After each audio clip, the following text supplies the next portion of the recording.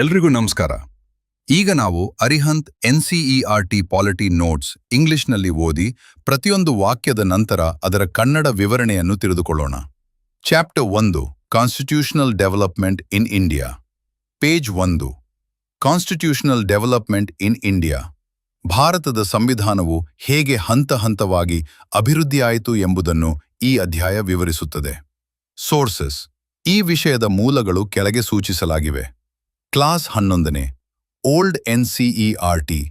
Chapter 1 important turning points of constitutional development. ಹಳೆಯ NCERT 11ನೇ ತರಗತಿಯ ಅಧ್ಯಾಯ 1ರಲ್ಲಿ ಇರುವ ಪ್ರಮುಖ ಸಂವಿಧಾನಾತ್ಮಕ ತಿರುವುಗಳೇ ಇದರ ಮೂಲ.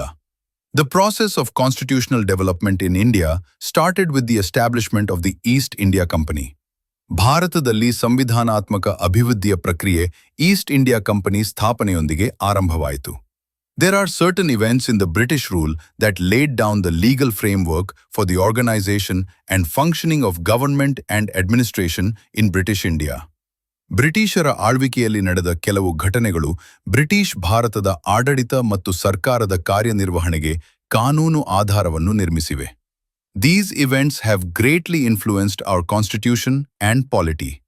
ಈ ಎಲ್ಲಾ ಘಟನೆಗಳು ಭಾರತದ ಇಂದಿನ ಸಂವಿಧಾನ ಮತ್ತು ರಾಜಕೀಯ ವ್ಯವಸ್ಥೆಯನ್ನು ಬಹಳವಾಗಿ ಪ್ರಭಾವಿತಗೊಳಿಸಿವೆ.